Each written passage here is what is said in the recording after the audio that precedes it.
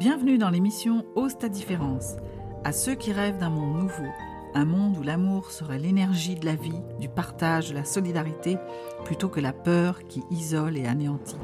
Un monde de conscience et d'unité. Je suis Catherine Tournedouet, coach booster d'énergie, guide des traversées qui vous aide à devenir pour exister. Avec ce podcast, je vous donne rendez-vous tous les lundis matins pour vous offrir un espace d'inspiration avec des clés, des réflexions, des témoignages. Il est temps de bouger, le monde t'attend. Ose ta différence pour faire la différence. À tout de suite.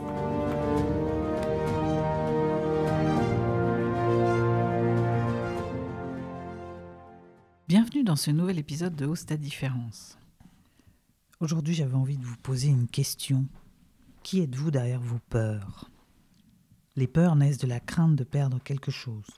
Notre vie, notre santé, notre intégrité physique, notre image, notre réputation, notre temps, nos économies, notre sacro-sainte sécurité, notre acquis, les personnes que nous aimons, etc., etc. Cette illusion n'est pas une stratégie efficace puisque nous ne nous protégeons pas efficacement de ce que nous redoutons. Au contraire, dès que l'on craint de perdre quelque chose, c'est comme s'il était déjà perdu. Dans la vie, si nous craignons de perdre notre compagnon ou notre compagne, on va commencer à se comporter différemment, à être sur la défensive et à développer des comportements qui vont faire que justement il va y avoir crispation et ça risque de justement produire l'effet inverse de ce qu'on voulait. Donc la peur, ça n'est pas une stratégie efficace parce que ça nous donne l'illusion de protéger ou de conserver alors que ça nous fait perdre les choses. Et donc, qui sommes-nous au-delà de nos peurs ? Souvent, au-delà de nos peurs, je dis toujours, il y a la réalisation de nos plus grands rêves. Il y a qui nous sommes vraiment, il y a ce que notre âme a envie de réaliser. Et je dis aussi souvent que nos mentors ont coutume de dire que ceux qui ont réussi ont eu peur, mais ils sont allés quand même.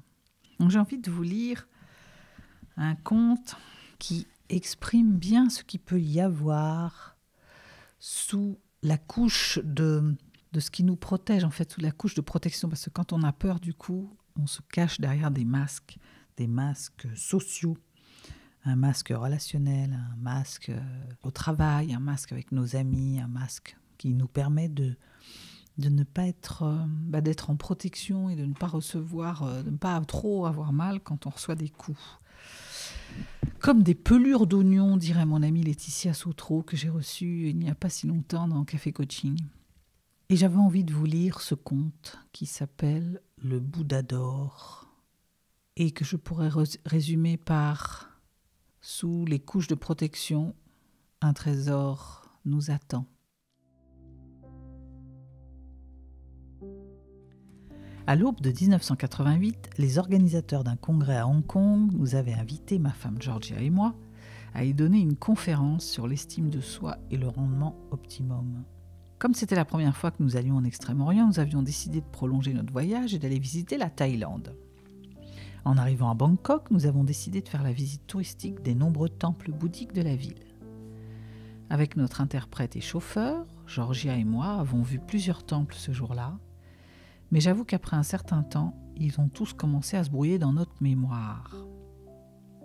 Mais de tous ces temples, il y en a un qui a laissé dans notre esprit et dans notre cœur une impression indélébile. On l'appelle le temple du Bouddha d'or. Le temple lui-même est très petit. Il ne fait probablement pas plus de 10 mètres sur 10. Mais dès qu'on y entre, on est stupéfié à la vue d'un Bouddha d'or massif mesurant plus de 3 mètres. Il pèse plus de 2000 kilos et on estime sa valeur à 196 milliards de millions de dollars. C'est tout un spectacle, ce Bouddha d'or massif qui vous en impose par sa hauteur en même temps qu'il jette sur vous un sourire plein de bonté et de bienveillance. Tout en m'acquittant de mes devoirs de touriste, photographier la statue sous tous ses angles en poussant des hauts et des A admiratifs, je me suis approchée d'une vitrine où était exposé un morceau d'argile d'une épaisseur d'environ 20 cm et large de 30. À côté de la vitrine, un texte dactylographié retraçait l'histoire de cette magnifique œuvre d'art de 3 mètres. En 1957, un groupe de moines s'était vu confier la tâche de transporter un Bouddha d'argile de leur temple à un autre site. Leur monastère devait être déplacé pour permettre la construction d'une autoroute traversant Bangkok. Quand on entreprit de soulever l'idole géante à l'aide d'une grue, son poids était tellement grand que la statue commença à craquer. De plus, il se mit à pleuvoir. Le moine supérieur, qui s'inquiétait des dommages que la pluie pourrait causer au Bouddha sacré, décida de remettre la statue par terre et de la couvrir d'une large bâche pour la protéger. Plus tard ce soir-là, le moine supérieur alla vérifier l'état du Bouddha.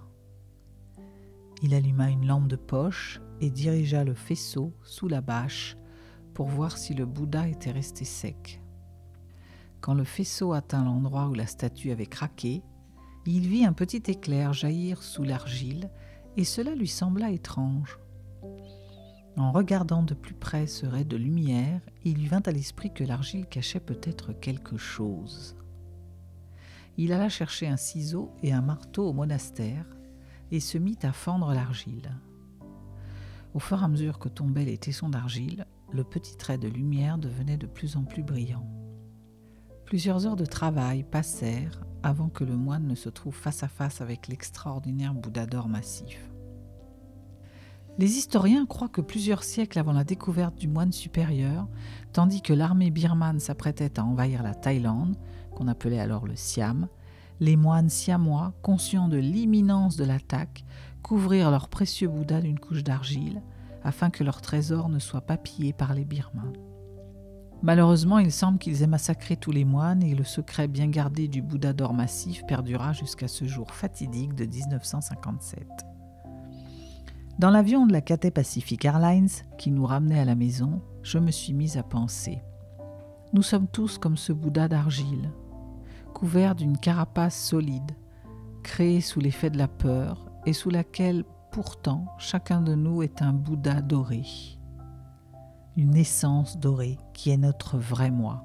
Quelque part en cours de route, entre les âges de 2 et 9 ans, nous commençons à couvrir notre essence dorée, notre moi naturel. À l'instar du moine avec son marteau et son ciseau, notre travail consiste maintenant à redécouvrir notre véritable essence.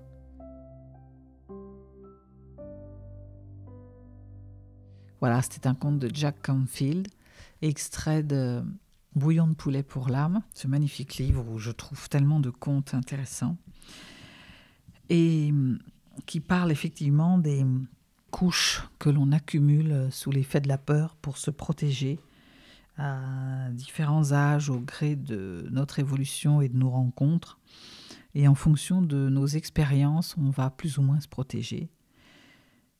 Et il est intéressant, à l'image de ce Bouddha d'or, de prendre un pic et d'ôter, craqueler un peu les couches pour retrouver notre essence.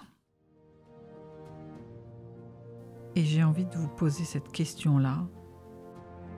Que feriez-vous demain de différent avec vos amis, vos collègues, votre couple, votre patron, si vous n'aviez aucune crainte? Et du coup, qui deviendriez-vous? Je vous souhaite une belle semaine et je vous dis à très vite.